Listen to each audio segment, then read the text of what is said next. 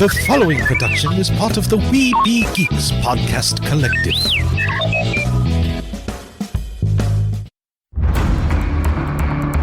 From days long ago, from uncharted regions of the universe, comes a legend. The dream that came through a million years, that lived on through all the tears. It came here, the Fandom Nexus. Fabulous secret powers were revealed to our host as he plugged in his microphone. I have a podcast! Here he is, your Spider-Pan, Jeremy.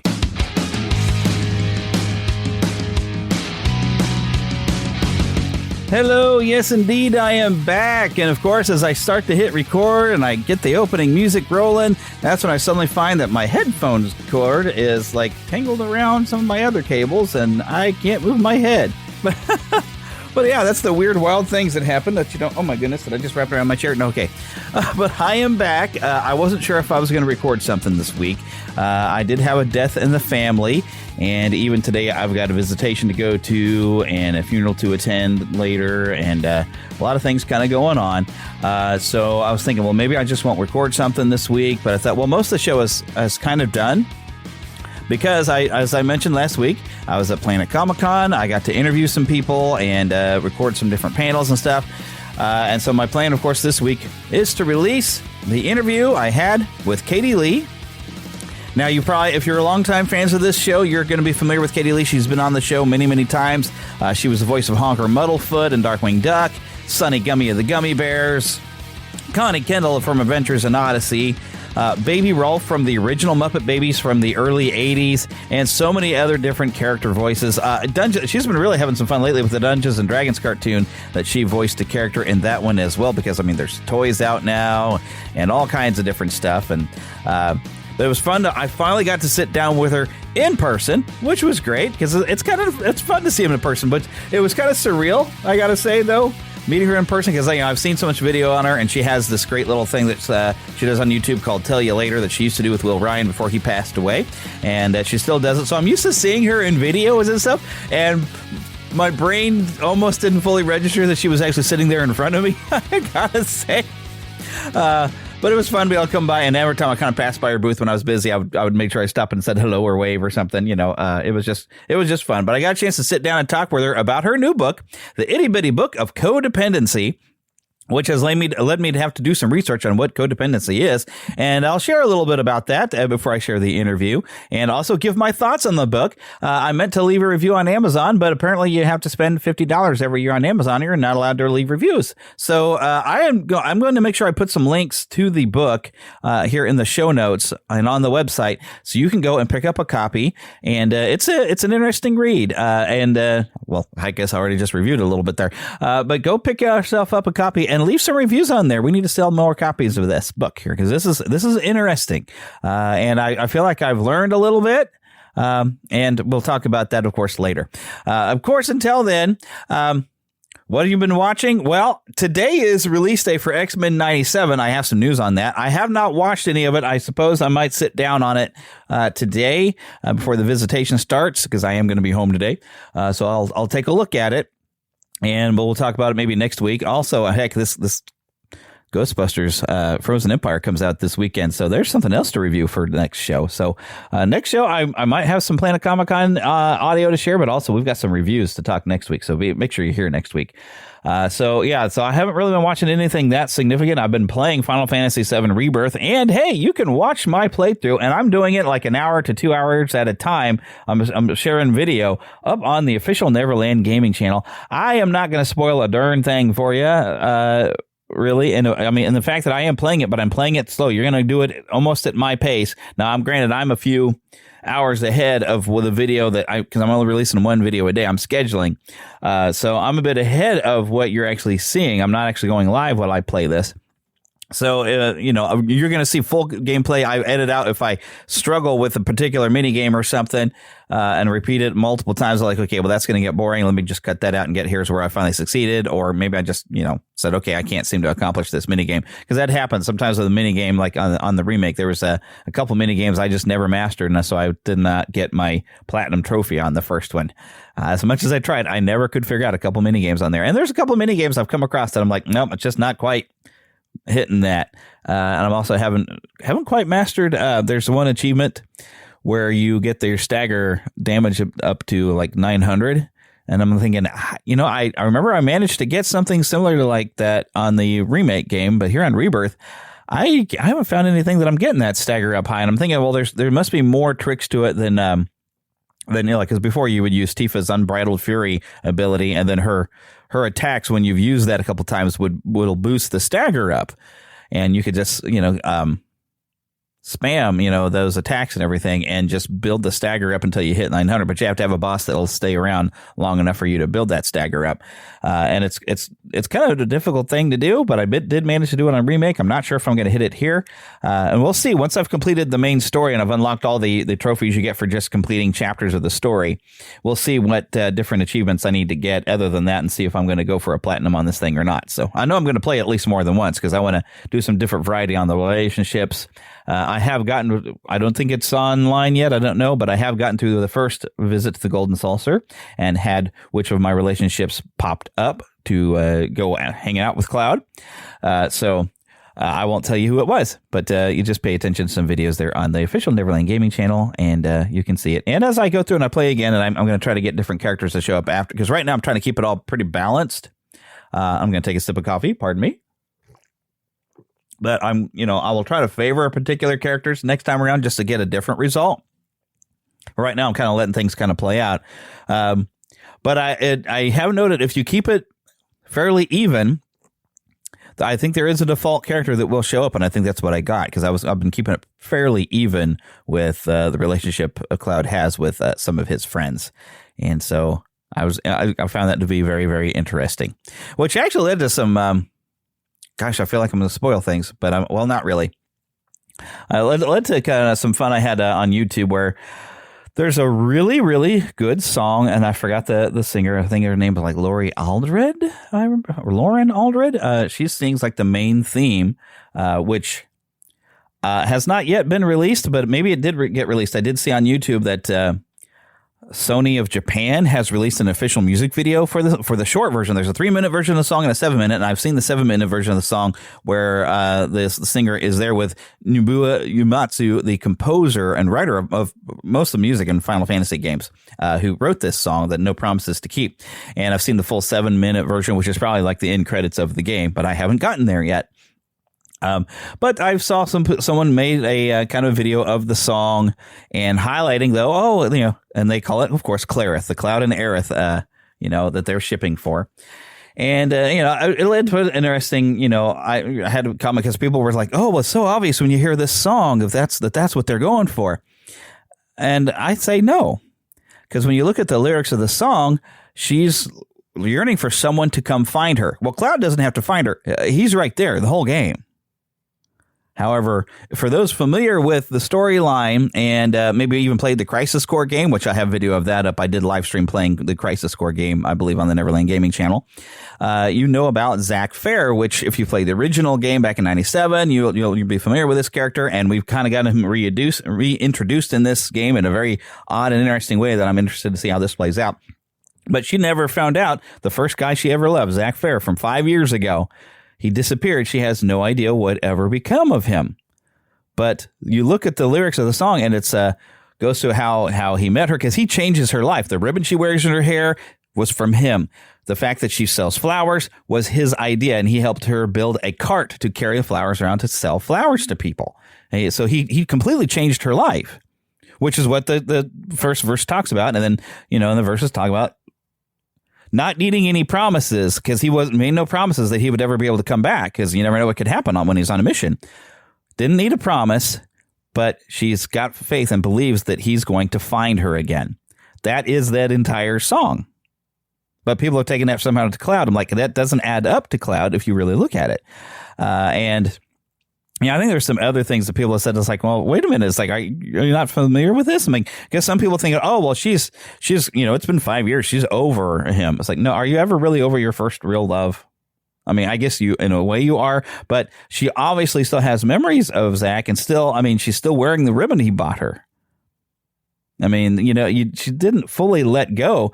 And there's even I don't want to spoil, there's a conversation in the game where Cloud can ask, do you still like him? And she said, well, he's never given me a reason not to. So, I mean, she's holding on to that.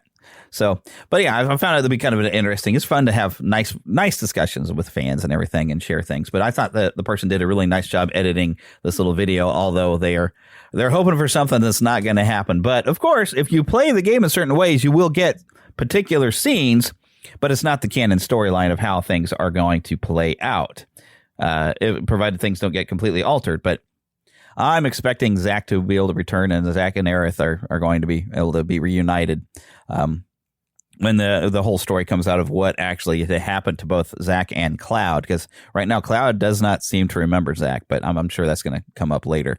So anyways, I don't want to spoil the game if you haven't played it yet, or if you're still in the middle of playing it like I am. I'm finding time to play little bits here in between work and everything else going on in my life right now. And of course, taking some time out to record this for you and share some fun. So, but that's what I've been playing, and I haven't been watching anything because I've been playing. Although I guess I did kind of, I've been hearing nice things about it. My wife has already watched it on Crunchyroll, and I found it was on Hulu and dubbed in English, but there's an anime called Spy Family that my wife has really been enjoying. So I thought, well, I've been hearing nice things about it. Let me go and sit and watch some of it. And it is kind of a cute little show. It's kind of fun.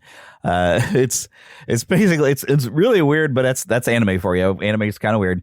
So you have a spy guy. The guy's a spy who, for a cover he needs to get a child into a school so he can monitor some criminal or something. And is this little girl actually is a mind reader. She's a little 6-year-old mind reader. So he's trying to be secretive and stuff. And she's like, you're a spy. And she's at school because her favorite show is a spy show. But he needs someone also to be a mother, and meets this girl who's actually this assassin. But she's also very nice, and she's kind of awkward and everything, so you wouldn't think that she kills people for a living. Well, she kills bad people. I'll stress that. So there's this weird family where nobody knows, except for a little girl, what's really going on. But the little 6-year-old girl is not spilling the beans. But occasionally she said something in response to what their thoughts is, as if they said it out loud. But it's kind of cute, and the little girl's fun, So I've been enjoying watching. I think we've watched like 3 episodes I've watched so far. So I guess I have been watching something. But anyways, let's go on and get into some of the news that kind of happened over the last week. That was the wrong button. It wouldn't be me in this show if it wasn't for me hitting wrong buttons, though. You know that.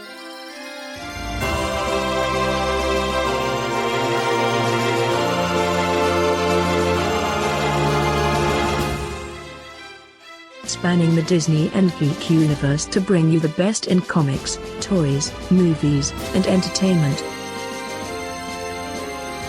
This is news from around Neverland.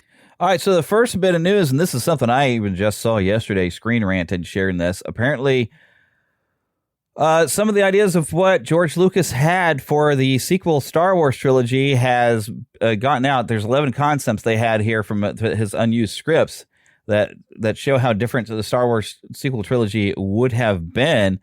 This, of course, I'm looking off a Screen Rant. I've heard there are some different things. There are some characters that he'd written in there that one of my coworkers was telling me about. We were talking about this. But it looks like George Lucas' plan for the Republic would have actually been different. In the sequel trilogy, you would have Leia building a Republic back up after she's successfully led the rebellion. Of course, Mon Mothma is still around there too. But you had all this leadership that became very successful from leading the rebellion, that they would have built a strong republic. And there would have been some recovering after the Empire had created some schisms, which would have been interesting. So maybe you still have some problems with like the Empire. And this would have been her following in the steps of both Bail Organa and her mother, Padme, which would have been very, very interesting. So, of course, we know that Luke was meant to become more of an Obi-Wan, and he would have successfully reestablished the Jedi, recruiting a number of younglings into the future of Jedi, which would have been a positive when you see a proper master Jedi. And despite conversations I had with pop culture pastors, it ended up saying some stuff about Luke of how he had grown and how he had changed.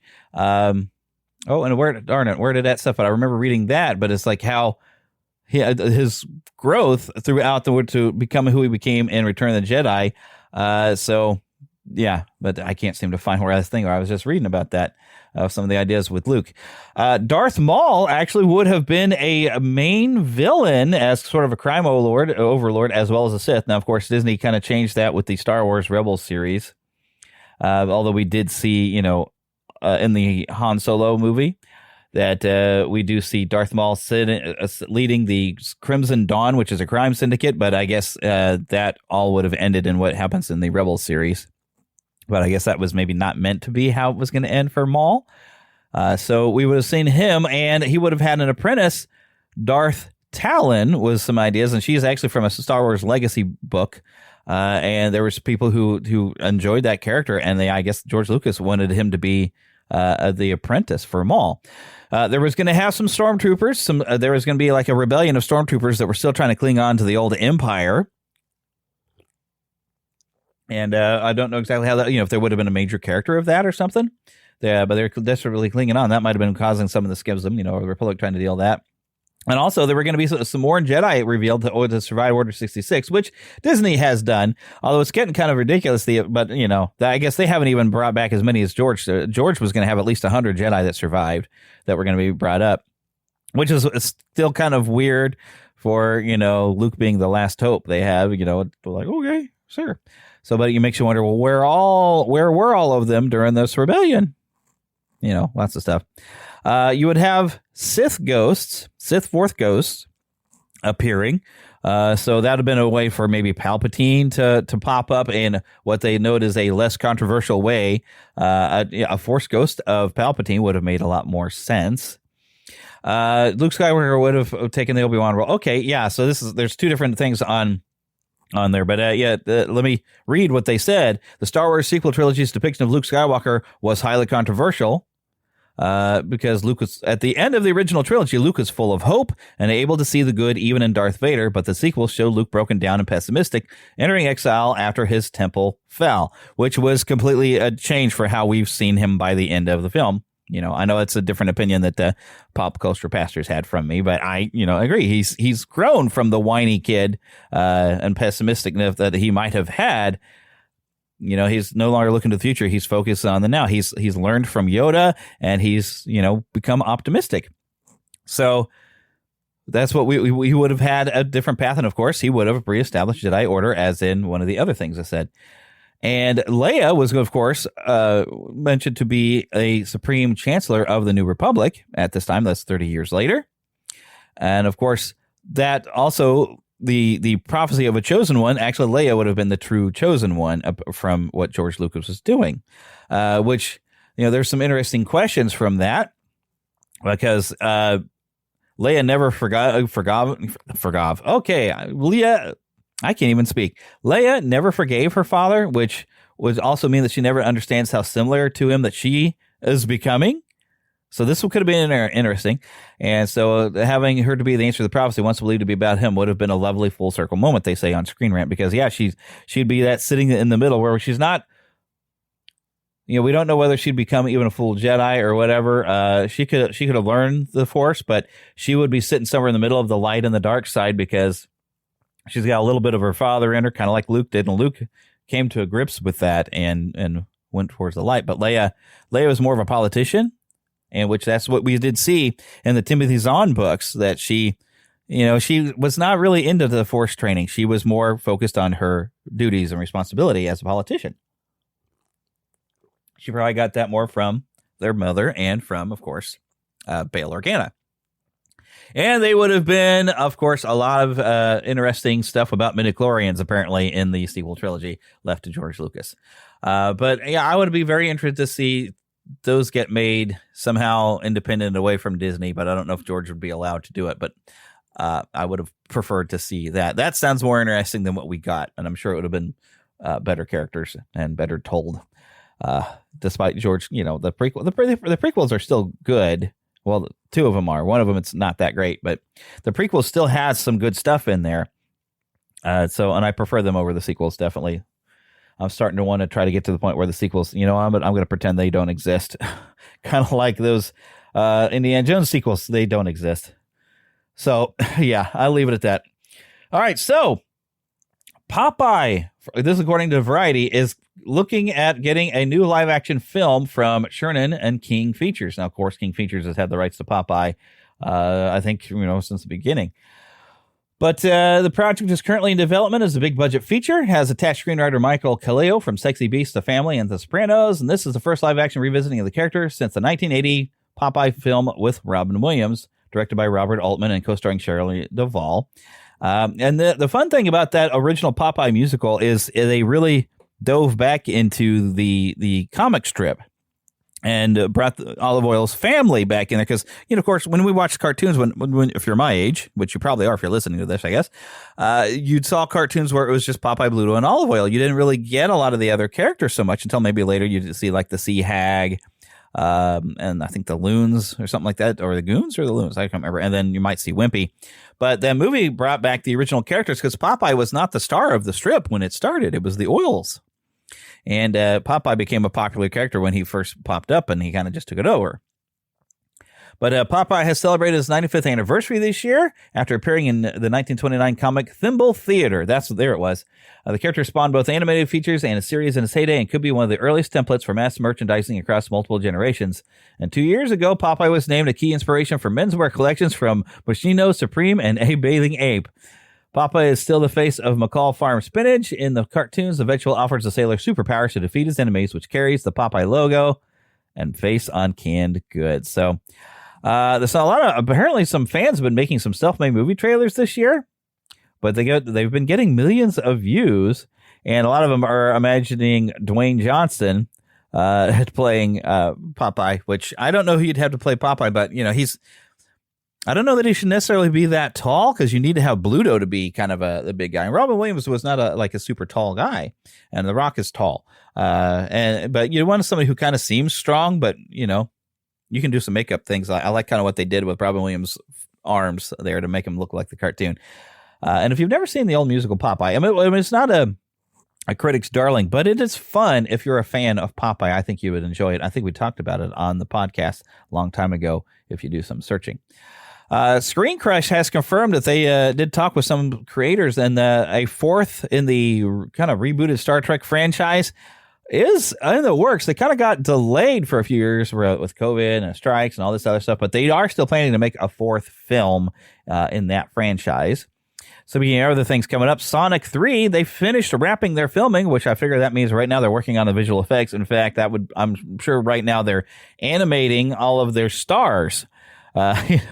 So, because your main characters are all animated characters, and you got live action humans who are the supporting cast. So, yeah, I don't know a whole lot about what's happening on Sonic 3 because Jim Carrey was supposed to step down. So, I think from what we've heard, we've got some side characters. We do have a Knuckles series coming, I think, very soon. I need to keep an eye on that because that looked like fun. Patty Jenkins, who brought us one good Wonder Woman movie and one not so good Wonder Woman movie, is saying that, hey, Star Wars Rogue Squadron is still going to happen. And we are looking at, I believe they're still looking at the idea of this being a series, although it might still possibly be a movie. But a lot of people have actually been looking for a series because there's a lot more you could do. I mean, if they base it upon the Rogue Squadron books, which I do own quite a few of those. I don't think I ever read, but maybe half of the first one. I should probably read those. The only thing is, the Rogue Squadron books focused a lot on Wedge, and I guess you'd have to recast Wedge. And if you can find somebody who looks like Wedge from the movies and sounded a little bit like the voice they gave him, because the actor for Wedge actually had a heavy Scottish accent. I think at one point I got to interview the voice of Wedge at a convention. I'm sure that's also on a past episode. I probably should have looked up, but it just came to me now. And I'm seeing some stuff right here on the IGN page of there's people who are not confident in the showrunner for Star Wars, The Acolyte, and we're going to listen to that trailer later and talk about what little we know about it. But yeah, there seems to be some mixed feelings on that one. Anyways, talk about some mixed feelings. X-Men 97, the creator, Bo DeMaio, fired ahead of the premiere. He had completed work on seasons 1 and 2, this according to Variety. Ahead of his exit, he will not attend the March 13th Hollywood premiere, or didn't. I guess that's after. And he'd been previewing artwork and answering fan questions about X-Men 97, but his Instagram account has been deleted where he had some of that artwork. He wrote and produced X-Men 97, which is a continuation of the 90s series that aired on Fox Kids. We don't know why they got rid of him, because executive producer Brad Winterbottom told Variety that he did excellent work writing seasons 1 and 2, and they can't wait for the fans to see the series. And they're calling it a revival worthy of the X-Men's 60-year legacy. From Stan and Jack to Claremont to the Lawalds, we are truly standing on the shoulders of giants. He is also a writer for the Moon Knight series, starring Oscar Isaac. He was writing the Blade feature film, which that seems to be having some problems. I don't know if that's still happening. I did see something where the lead actor is stepping away from it. He's got some credits for working on Star Trek Strange New Worlds, The Witcher series on Netflix, animated the Witcher Nightmare of the Wolf, and 2 animated League of Legends. And some of the original cast members, of course, are back for this series. But, Hollywood Reporter apparently first broke the news that he had been fired, and they didn't really say why. And my thought was when I would see interviews with him, he clearly has an agenda, which I think I've shared an article where the agenda being put onto the X-Men, even in comics, and there's people who are a part of this agenda who are saying, well, you've just never read the comics. Well, this is an agenda that Stan Lee never had intended. In fact, I've learned that Stan Lee never even meant it to be about racism back when in the 60s, but it seemed to fit at that time. He just was looking for a way to have people have powers, and he couldn't think of anything else. Like, here's something cool. They were born with it, and we could just have people afraid of people that are born that way. And, it was an interesting idea. It has endured, but it has been the flagship of certain agendas here lately, and I haven't had an interest in reading. And I will play some audio eventually with Chris Claremont. Was at Planet Comic-Con, and he's not pleased with what they've been doing so much either. He's pleased to still get to write some stories, but he has to go through and look at what they've done, and he's got some stuff that he doesn't agree with that they've done. One of them being the fact that if you die, you just get regenerated and you just get brought right back. So there's no stakes. And he said this is from the man who killed Jean Grey, and he meant for it to stay that way. And of course, that's the Dark Phoenix saga he refers to, which is one of the greatest stories. I'm glad I own it. I would like to get the trade paperback of the actual Phoenix saga at some point too. Chris Claremont did, write some good stories back in the day, and that's, I think, his inspiration is what made the 90s series so good. So if they keep to that and they can keep some agendaizing out of the thing and just tell good X-Men stories, then I'm going to enjoy this series. But we'll see how far I get. I mean, I think there's only 10 episodes, so I could probably sit and just binge it today if I start enjoying it. But we'll see. Okay, but that's all the news that I have for you. So now I want to talk a little bit about Dubby, Dubby.gg. Use the discount code Neverland. And hey, I do have on NeverlandPodcast.com, I have a big Dubby logo. You click on that and you can get your discount. They are offering drink mixes. You mix this with some water, energy drinks that aren't going to give you the jitters. And they highly recommend this for you gamers out there like me. So yeah, lots of different flavors. You can get cups and all kinds of stuff. Dubby. And of course, if you make a purchase to them, you do help out the show. I do get a little bit of kickback from that. So yeah, try that out. Dubby. But now let's go to the trailer park. Mama, another gator got in the house. Another gator? Give me that sugar. Come here. Get him, Mom. Get that gator. The Neverland Trailer Park. Okay, I only got one trailer that I've collected for you this week. But I figure it's important. This is The Acolyte, Star Wars The Acolyte, new series. Close your eyes. Your eyes can deceive you. We must not trust them.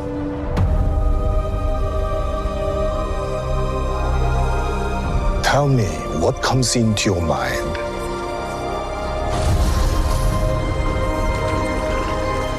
Life. silence. I see fire.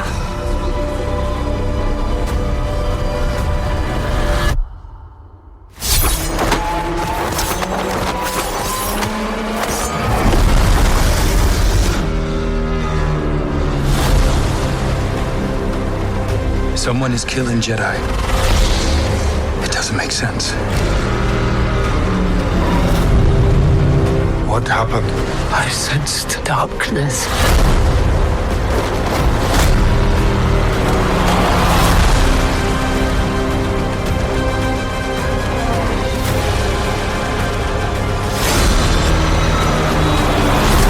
This isn't about good or bad. This is about power and who is allowed to use it. What is that?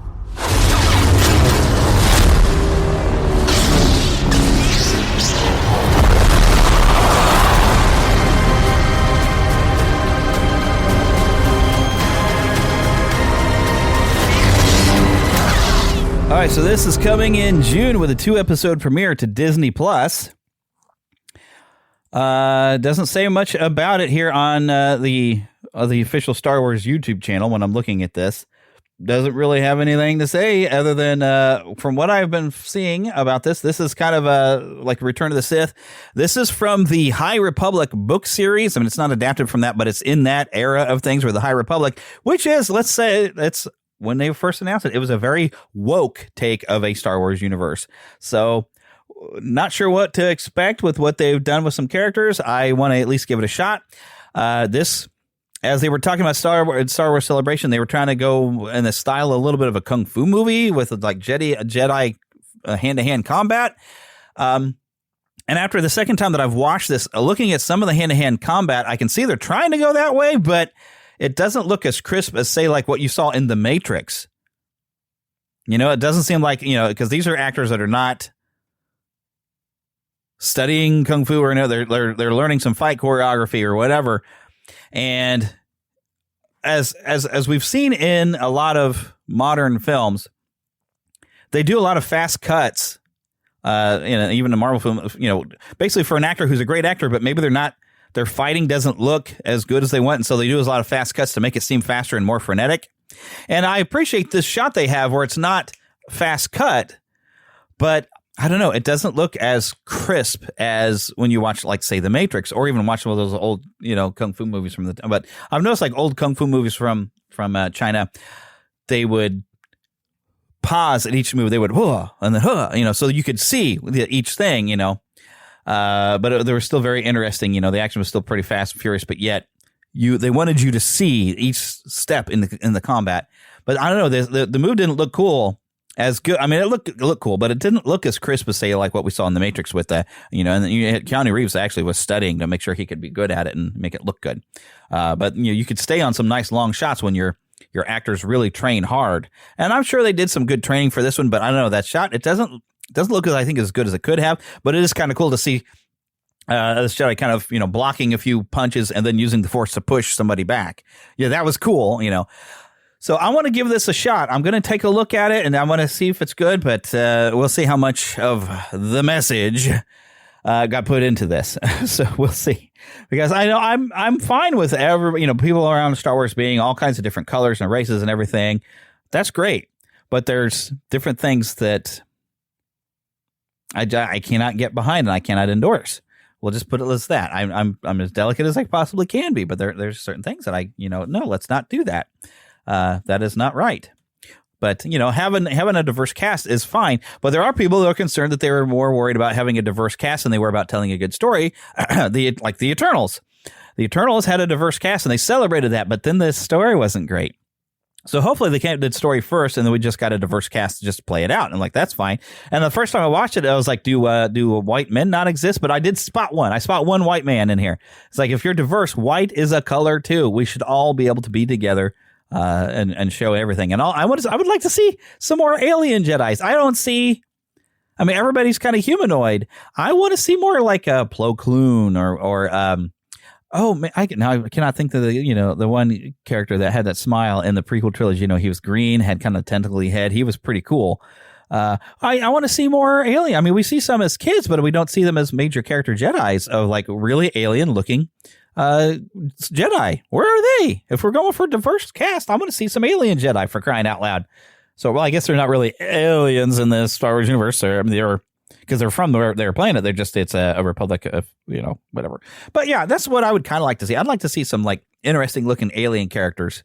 Twi'lek Jedi, for crying out loud. Where do we get those? Are we going to get some of that? Some of it, some races that we've seen maybe in the original trilogy that we haven't seen a Jedi version.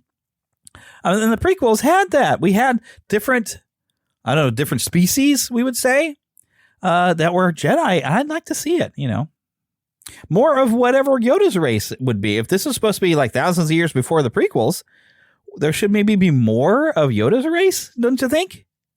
I don't know. But yeah, that's what I'd kind of like to see. But I'm going to track it out. I'm going to try out an episode and see what I think about that. Okay.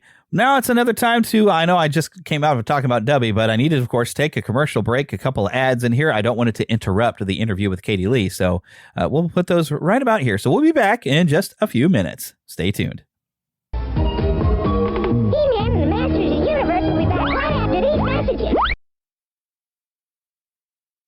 Doctors take Field of Greens for their own health. Here's Dr. Ryan Green to explain. We're like you, too much fast food and not enough exercise. That's why I take Field of Greens. The fruits and vegetables in Field of Greens support my heart, lungs, kidneys, and metabolism for weight loss. And Field of Greens promises your doctor will notice your improved health or your money back. Get 15% off with promo code HEALTH at fieldofgreens.com. That's promo code HEALTH at fieldofgreens.com. Product is not intended to diagnose, treat, cure, or prevent any disease. And now back to He-Man and the Masters of the Universe. Codependency. This is coming off the MHA National Mental Health America. And they says codependency is a learned behavior that can be passed down from one generation to another. It is an emotional and behavioral condition that affects an individual's ability to have healthy, mutual, satisfying relationships. It is also known as relationship addiction, because people with codependency often form or maintain relationships that are one-sided, emotionally destructive, and or abusive. The disorder was first identified about 10 years ago as the result of years of studying interpersonal relationships in families of alcoholics. Codependent behavior is learned by watching and imitating other family members who display this type of behavior. And I think sometimes you maybe pick it up. I guess I'm going through Katie Leigh's book, and I guess I'll go drop my review of it here now before I talk to her, because we talk a little bit about the book, and she has me read some stuff from it. And it's a really neat book because she had an artist draw pictures because she's trying to be lighthearted about some stuff that's kind of serious, and it's a little sad.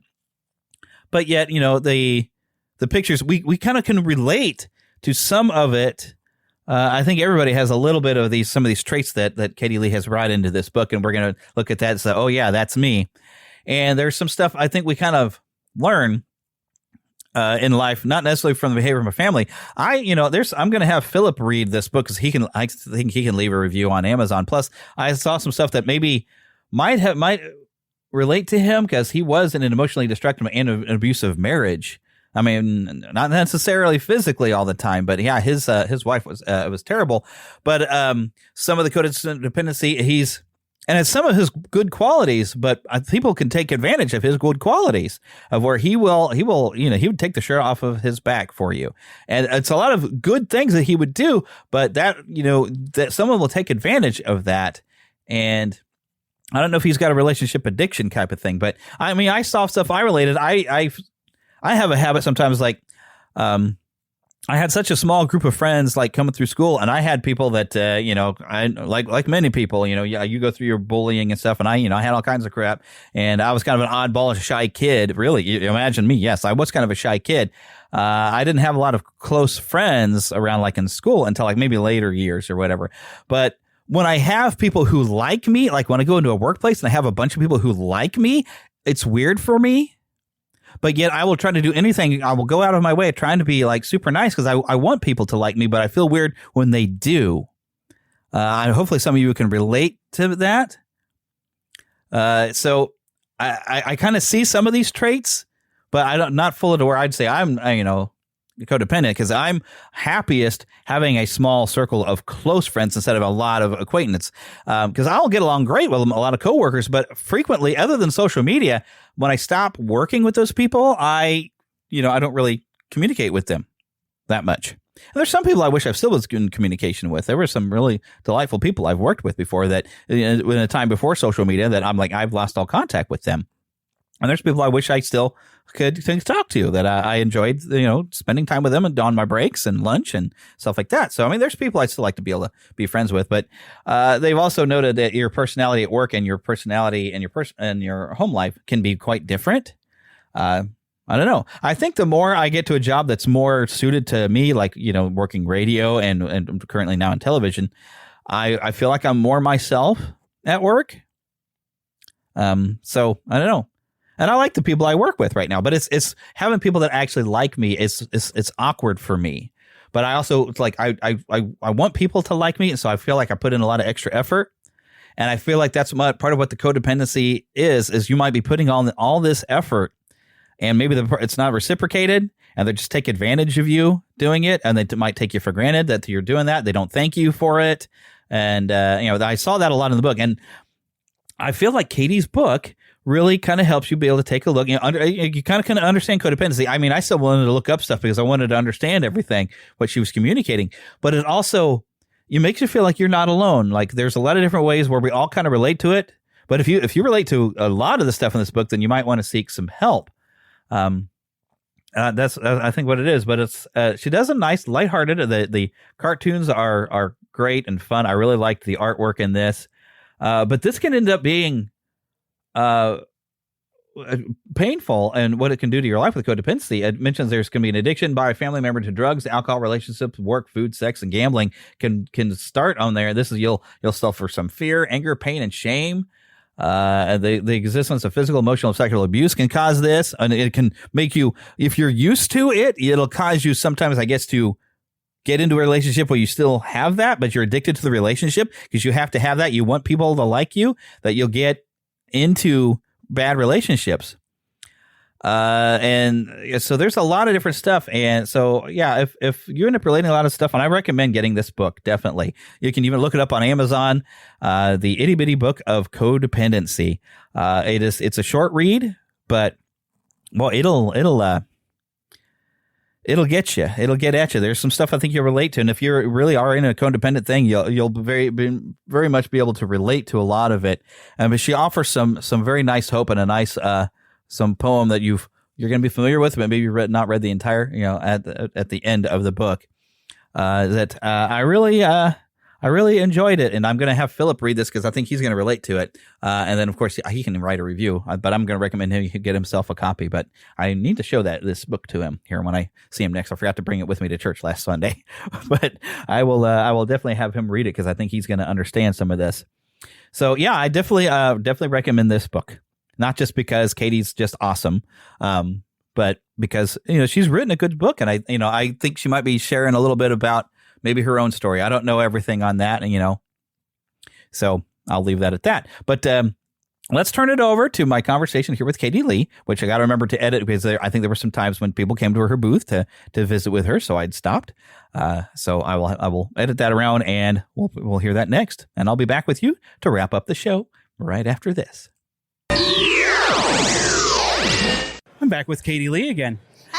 Again. Well, at least it's again back for me. Together again. So this is going to go. I'm probably going to share this on both the Fandom Nexus and also all those of you who love Diz Radio. We have some new stuff because you've been on Diz Radio before too. Jonathan said, "Oh, I've ever talked to her." I said, "Yeah, but have you talked to her about the Itty Book of Codependency?" The Itty-Bitty Book of Codependency, yes. My new book, which has nothing to do with voiceover, cartoons, or anything. Although it's got some cute art on the front. Oh, it's a comic book. Oh, my goodness. Yeah, as a matter of fact, this is what you're looking at is the original, the first edition. Now the new ones that people can get on Amazon and at their favorite bookstore if they order it. is a square, so it really looks like a coloring book. And it's great. The pictures are bigger, and it's a great size, and it's super fun. So now you can color it in too. Yes, coloring book. It's got Oh, my goodness. illustrations, and it's very simple reading, right? Yeah. One sentence per page. For those of you who have like light reading. Yeah. So it's great for even for kids. And I'm sure adults will have fun with it, too. It's mainly kids. Kids. It's mainly for adults. Oh, really? But kids, it's not a kid's book. Well, you let the kids color in the pictures and you just read it. Well, a lot of adults like to color, too. There you go. Yeah. So, it's just kind of fun. Ideas of, kind of to nudge you a little bit. Why don't you read some of the... what do you call them? Testimonials. Oh, there. Testimonials. Oh, is this on the front page? Yeah, Totally solicited reviews by people who owe me. I like your friend's drawings. I had fun coloring the pictures. Mom, I couldn't put this book down because I promised I would read it. From Gretchen. I failed to see how this applies to me. Oh, my goodness. I know plenty of friends who need this book, and I'm going to borrow it from them when they're done reading it. Name with help. Now, is this legit people wrote these for you? Or is this just your sense of humor? Well, most of them are legit that people wrote, but with a sense of humor. Right. Yes, because it is a humorous look at how our behavior sometimes is nonsensical and not helpful to ourselves. Yes. Yeah, humor is a good way to do that because I bet some of this is like a hit in the head. We're like, oh, yeah, I'm kind of do that. Exactly. And it's so much fun. Like some people, they can't relate. And other ones like you, they'll read. And I get the greatest joy about watching somebody look at a page and start laughing because we're really laughing at our own behavior. Yeah. And we're relating. And it's, it's a nice way of holding up a mirror to yourself without feeling too embarrassed. Yeah, I have to laugh at myself because I'm just that weird. I am that guy in a nice professional job working in local TV that everybody knows my office because I have all my toys in there. There you go. And I have, of course, Star Wars posters and, so, yeah, I'm the big kid in there, which has enabled some of my coworkers to do the same. Now I've got somebody across the hall in his office. He's got the Rocky III painting from the end of the movie. Now he's got his copy hanging that. It makes the environment a lot more fun, right? I'm here to promote fun. Like at the Tell You Later show. Yes. Right? It's another fun way of just goofing off, but sharing some really good insight into we have a new motto. And if I can remember it, it's... What's the motto? I don't know. What's the motto with you? Yeah. It's voiceover, pop culture, humor, and I don't know. I should have this memorized, right? It's my show, but it's not. What is it, Vinny? Anyway, in the meantime, voiceover, pop culture, and beyond. I got to say that a few times, right?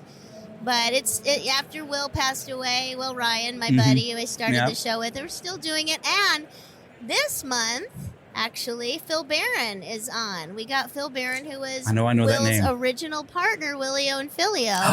And and Teddy Ruxpin. He's Teddy Ruxpin's voice. We got 3 or 4 parter with Phil. And it's really great. But it's so neat to meet you in person because I've only met you on the phone. Yeah, on the phone. And I think we did do camera on Skype once. But most of the time, it's like I call on the phone or everything. And it's been a while. Yes, it's been a little while. Yeah, and you seem to be doing really well. It's so great to see you. I seem that way, don't I? You seem that way, at least, yes. That's the image I prefer to put out there. So, yeah, I mean, there's a lot of... I'm so excited to be here in Kansas City. Yeah. Is this your first time ever here? Yeah, I've never been to Kansas City. This is an amazing con. I haven't had a chance to bop around here yet. I should have, because I always do that. I wait till it's too late. But we have a great table. I have Connie candles. I have some Adventures in Odyssey stuff. Saw some of those out here. I have a Hasbro Sheila. From Dungeons and Dragons. Nice. Yes, we got that. And Sunny Gummy Funko Pops that Which are I brought mine with me. Certificated. Oh, good. You got yours with you. Excellent. Yep.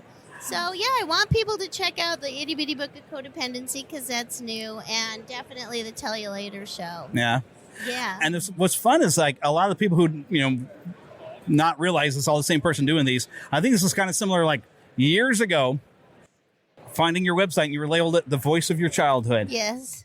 And I looked at all the work you'd done. I was like, she ain't kidding.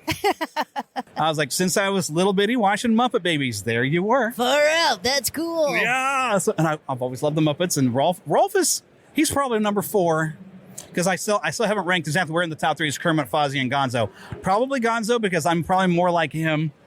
I think Kermit is what we all esteem to, but we always end up, we're not that funny like Fozzie, or we're just kind of weird like Gonzo. Right. And I'm never quite fit in, so I'm more of the Gonzo, but we all try to be like Kermit. Sort of like in Star Trek. We all want to be Captain Kirk, but we probably fall into one of the other 2 weirdness of like Spockness.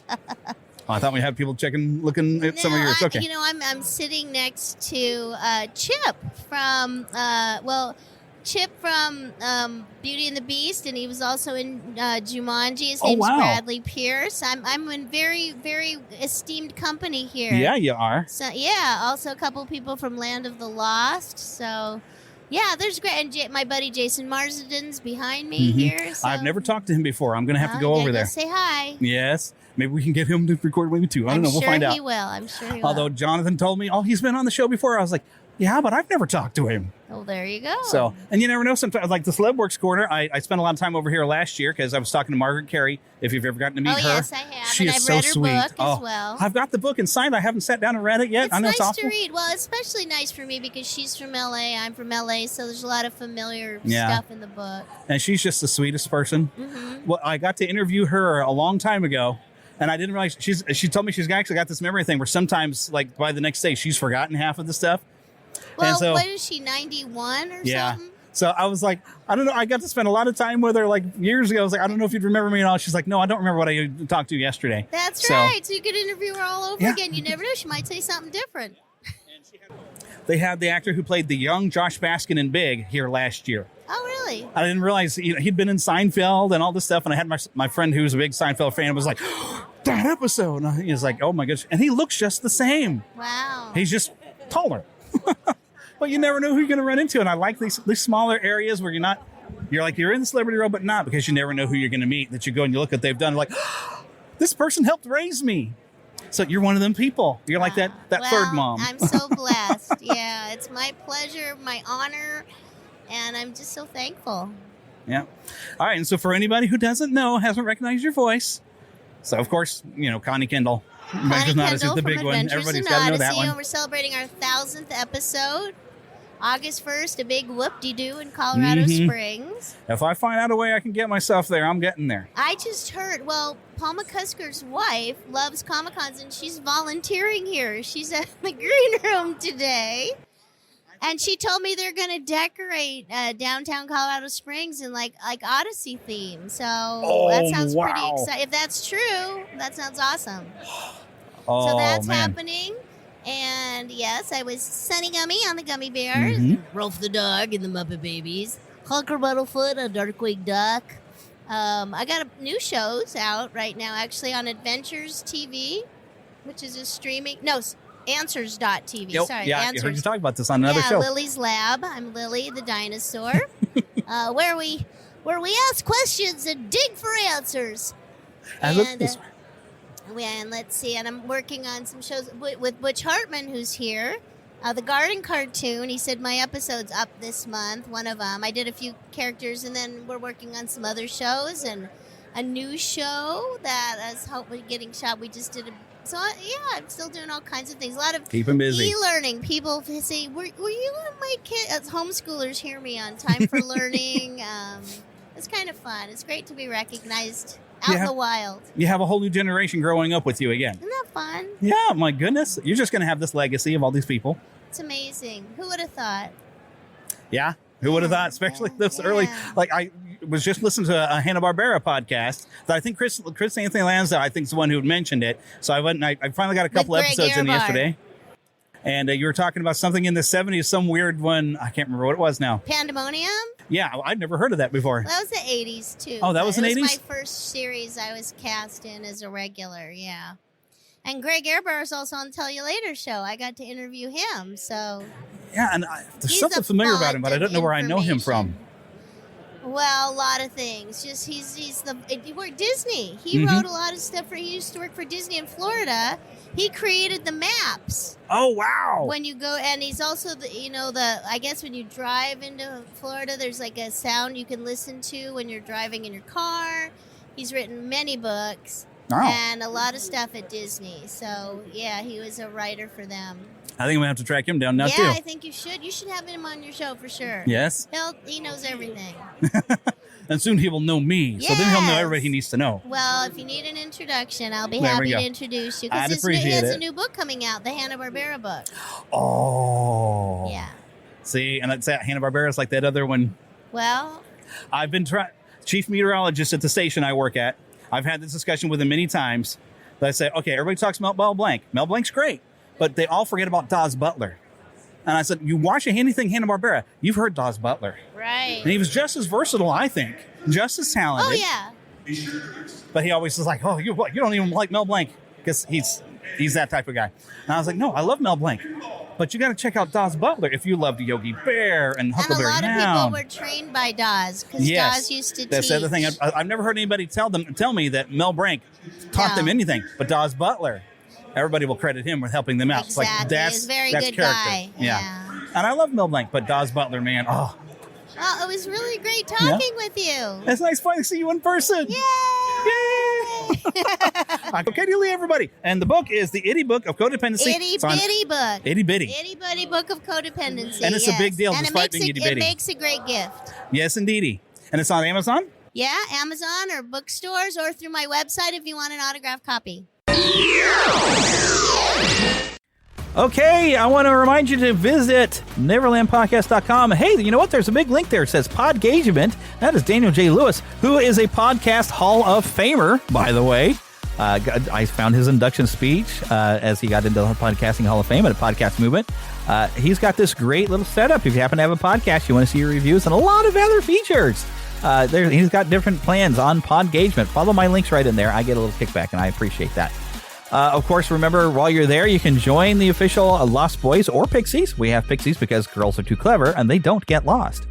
But we want to thank Karen Kennedy, Ricky Pope of Christian Learns Unite, and Darren Wilhite of the Wilhite and Wall Show for helping me out with the introduction. I thank them as usual.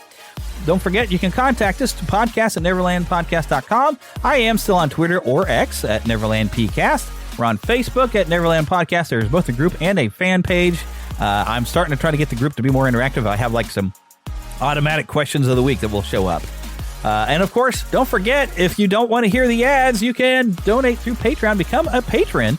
Patreon.com/Neverland Podcast. And also, if you look right there in the show notes, you'll find your links for Red Circle, where I host this show, that you can become an exclusive member. And on the exclusive feed, I don't put the ads in. You'll still have me talking about some of the ads, but that doesn't take nearly as much time as what the ads that I put into the show, because I do need those to help pay for this show. I need all the help I can get. Trust me. But that is where we're going to wrap the show up for this week. And so, of course, how we end every show, get lost in an adventure. And I will see you next time.